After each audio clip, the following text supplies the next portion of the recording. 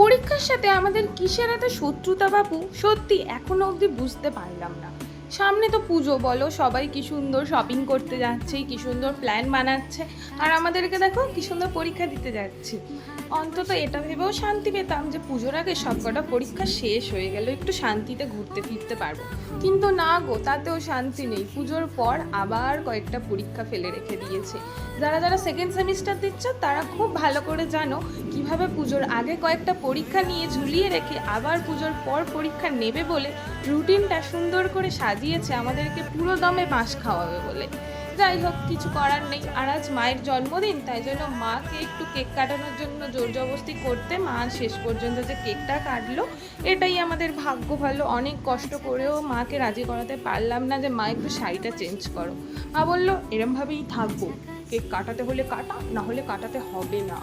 এরমভাবে বললে কি আর বলবো। তাই আমি বাবা বোন তিনজনে জামা কাপড় চেঞ্জ করেছি, কিন্তু মাকে করাতে পারিনি। আর মায়ের জন্মদিন বলে কথা, তাই জন্য একটু আমার হাতে স্পেশাল চিকেন কষা রান্না করলাম। তো মা বাবা তো বললো ভালোই হয়েছে খেতে, দাদু ঠাকুমাও বললো আমারও বেশ ভালোই লেগেছে। আর পুজো আসছে বলে কথা, একটু স্কিন কেয়ার করলাম, মাকেও একটু করে দিলাম।